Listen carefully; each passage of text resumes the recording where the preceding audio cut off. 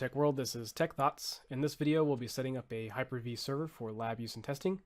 And as always, if you prefer written tech info, the corresponding article for this video can be found on my blog by clicking here, or by referencing the comments below.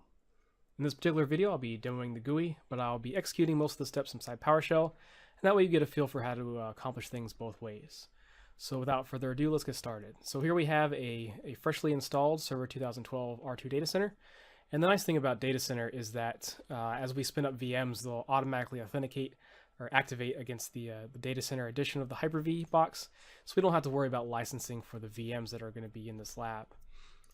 So the first thing we'll need to do is see currently what's installed on this particular device. So I'll go ahead and execute this PowerShell script here. It says get Windows feature where the installed equals true.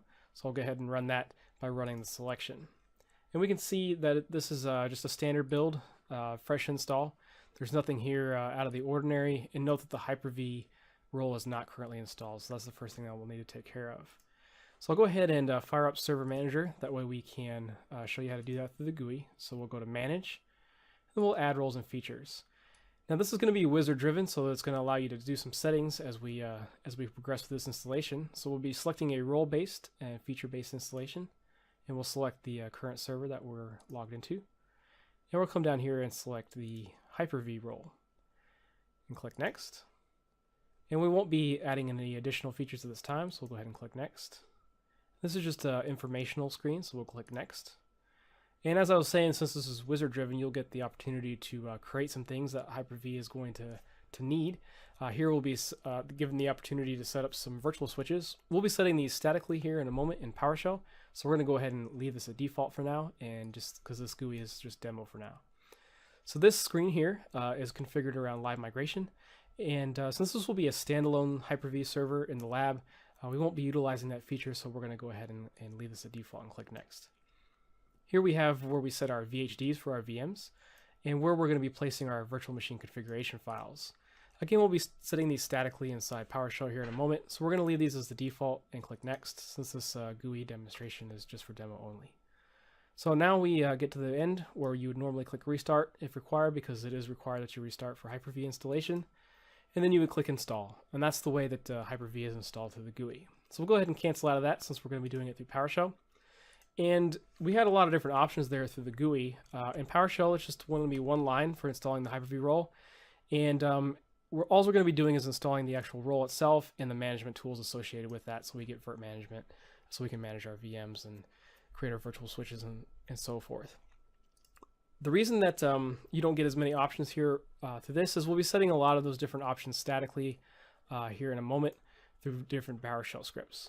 So let's go ahead and get that role installed. So I'll go ahead and just execute this one line, and that'll just take a moment to install the Hyper-V role feature and restart the box. Okay, now the server is back up. And if you encountered any errors during that Hyper-V role addition, the most common reason is that virtualization is not turned on your processor in the BIOS. So you may need to reboot, get into your BIOS and make sure that virtualization is enabled appropriately, which is a requirement for Hyper-V role to be added. So now that this is back up, we can go ahead and open up our ISE as an administrator. And we'll get our PowerShell configuration file open back up. And now we can rerun this command to see which Windows features are installed. With the addition of that Hyper-V role, note that we now have the Hyper-V management tools, as well as the Hyper-V role itself is now installed. So this is now a Hyper-V server, and all that's left to do is configure it appropriately for our needs. So the first thing we're going to be doing is we're going to be looking at our network adapters to see what we can do with those. And if we look under Change Adapter Settings, note that I have 2 NICs available on this particular server. Now in your own home lab, you may only have 1 NIC, and that's pretty sufficient for most home lab use, just to have one gig NIC. But since I have 2 available here, what I'm actually going to be doing is teaming these together to take advantage of that failover, as well as the additional bandwidth from teaming these 2 NICs together. So to do that inside of the GUI, what we'll do is we'll minimize all this and come back into Server Manager. And we'll have to come over to Local Server here on the left. And note that there is a status here for NIC teaming, and that it's currently disabled, and we'll click on that disabled. So once that comes up, we'll click on Tasks here, and New Team. and I'll give that team a name. We'll say public net team or public nick team. Doesn't really matter what you call it. And we'll click additional properties, and I'll go ahead and add both those nicks in. And the additional properties teaming mode is really going to depend on what kind of switch you're utilizing. So consult your switch manufacturer to determine the appropriate settings. But for my purposes in my lab, I'm going to be setting this to switch independent and Hyper-V port. And the standby adapter is going to be none. All adapters are going to be active. And I would click OK, and that would create the nick team through the GUI. So I'll go ahead and close that out and show you how to do that in PowerShell. So I know this looks a little intimidating at first glance, but it's actually not very bad. This first line here is just going to be getting all the NIC adapters. So if I run this for you as an example, all that's going to do is actually get the names of the adapters and load them into a variable. So it's going to get Ethernet and Ethernet 2, and it's going to load those into this variable nickname here. And then we'll create a new NIC team called public net team with the team members that we just loaded. And we'll set it to switch independent and Hyper-V port like we just did in the GUI. No confirmation. Then we'll let the script sleep for about 15 seconds while it builds that NIC team, and then we'll go ahead and set the DHCP to disabled, because we're not going to be utilizing DHCP. We'll be setting the IP information statically. And then I have a bunch of variables here for setting different static IP information, like the primary IP, the net mask, primary gateway, and the 2 DNS entries. So we'll go ahead and get those loaded into the new public NIC team, and then we'll set the DNS. And that's the ultimate configuration. So all we're really doing with this portion of the script is creating the NIC team, calling it public net team, and setting the static IP information. Really simple stuff. So we'll go ahead and execute this portion of the script, and that'll momentarily kick us out as it builds that NIC team, and we'll just wait for that to complete.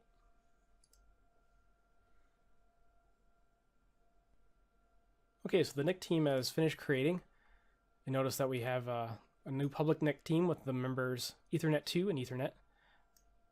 And it's switch independent Hyper-V port. And it was down, but that's because it was initially created. So we can go ahead and get net LBFO team.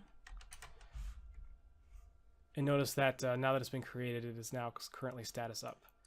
And if we pull a get net adapter, notice now that we have a new NIC called public net team, which is the giving us a aggregated link speed of 2 gigs because we combine those two 1 gig NICs. And if we come in through the GUI, we can also see inside network connections that we now have a public net team. Notice that if I look at the adapters now under properties, there is no IPv4 protocol now under this adapter, and there also is no IPv4 protocol under this adapter because these are no longer being utilized in that fashion. They've been teamed together, and that information is now being handled by the public net team. So our actual IP information is loaded here on the public net team. So this is our adapter now. So looking back at the script, our next step is going to be to create a new virtual switch. So now that we have the Hyper-V role installed, I'll go ahead and pull up this Windows screen, and we'll type in Hyper-V. And I'll go ahead and pin this to start, since I'll probably be using that quite a bit, and also pin it to the taskbar, and we'll come back to the desktop. Okay, so here it is down here, and I'll go ahead and click on that. And this is going to be the main console that you're going to be interfacing with to do all of your Hyper-V management. So the first thing we're going to want to do is create a virtual switch. And so we'll click on this virtual switch manager, which is on the right side here. And that's going to allow us to create a new virtual switch. And we can determine if that's external, or it's going to allow traffic outside of the Hyper-V box. Internal, and that's going to be Hyper-V to VM only. And then private, which is just VM to VM. So we're going to be creating external because this is going to be our management, the way we interface with the Hyper-V server. And we're going to create a virtual switch. But you just give it a name. We'll just call it VM switch for now. So we'll go ahead and select external network, since we're going to be allowing traffic to pass out of the Hyper-V server. And we're going to leave the allow management operating system to share this network adapter checked, because we want to be able to RDP to this Hyper-V server through this physical network adapter. By unchecking this, you're essentially telling, you're isolating the traffic from the operating system on this physical network adapter, and you will not be able to, makes it more difficult to manage the Hyper-V box. So there are some security reasons that you would want to do that, but since this is a home lab environment, I'm going to go ahead and leave this checked for the purposes of this tutorial. So I'm going to click OK, and that would create the VM switch, and you would see it over here. So we're not going to do that through the GUI. We're going to click cancel, minimize this, and we're going to do that through PowerShell. So here I have a short one line that's going to do a create new virtual switch, and just going to create a new VM switch. It's going to call it public vSwitch. It's going to be associated with the public net team, and we are going to allow that management OS, and we're not going to confirm. So I'm just going to run this real fast by selecting here. And that's going to momentarily disconnect us, as it's going to kind of create a new virtual NIC adapter, and that's going to cause a momentary loss of connection. Okay, and that's finished now. And what I want to show you real fast is that if we come into the adapter settings, note that we now have a new public vSwitch, which according to the script that I just created is the name that I gave it, public vSwitch. And note that if we look at the public net team now and come down, that whereas before we had IPv4 and our IP information was associated with that public net team, that is no longer the case. We've added another layer of virtualization here. And if we come to properties in this vEthernet switch, we now have the IPv4 protocol here with our static IP information being transferred from that public net team to this virtual adapter. Okay, now that our network is configured the way we like, I'm going to go ahead and minimize all that, and I want to take a moment to configure my storage on the server. So I'm going to go ahead and open up diskmanagement.msc.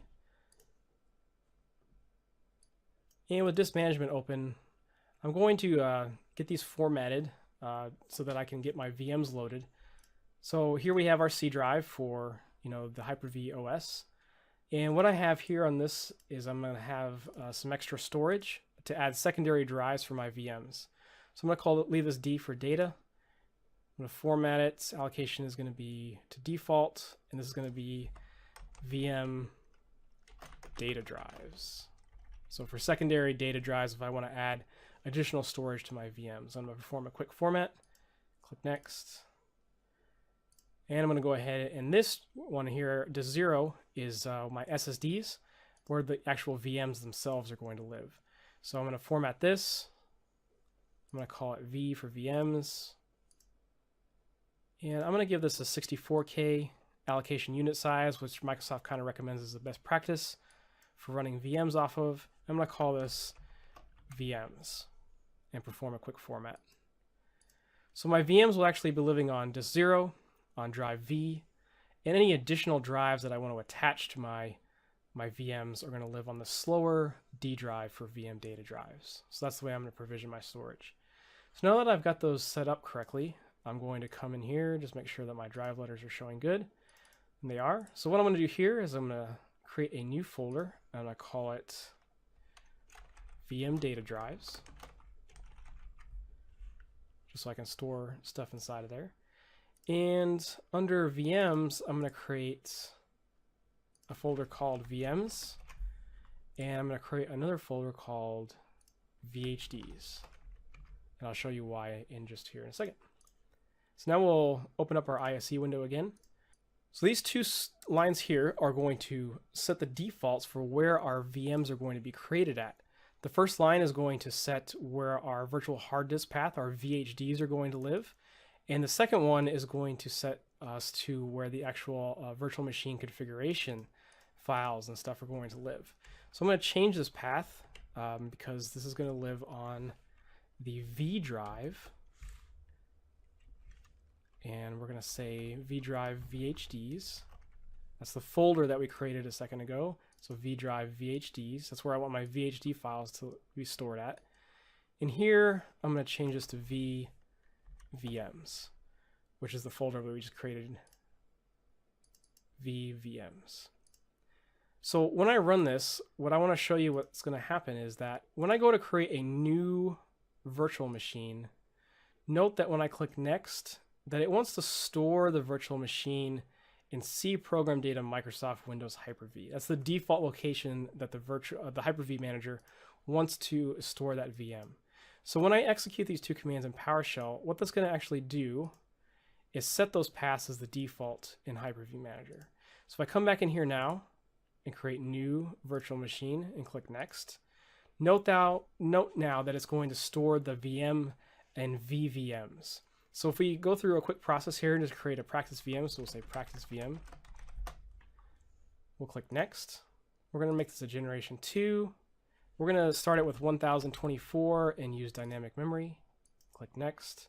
We're going to give it the public vSwitch that we created earlier. Click Next. And notice here in the location for the actual VHDX, it's going to store it in VHDs. We don't need it to be 127 gigs, we just need it to be 60. We'll click Next. And we'll install an operating system later, since this is just a quick tutorial, and we'll click Finish.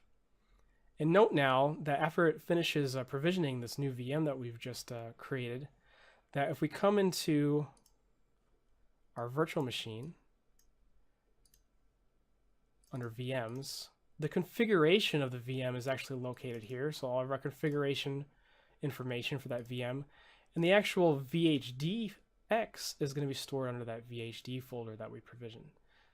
So I hope this has been helpful. Really quick, easy setup via GUI and via PowerShell on how to get Hyper-V installed in your lab. And now you've created a practice VM. You can go ahead and load a operating system onto that really quickly just by connecting, and you can really easily just connect an ISO to this. If it doesn't have a DVD drive, because we didn't provision one, it's as simple as going to File and Settings, and we just add a hardware, and you can add a DVD drive. So now with the DVD drive added, it's as simple as coming to Media and inserting an ISO file right here. So you just have to pick an ISO file, load the OS, and you're ready to start practicing in your Hyper-V lab environment. Thanks for watching.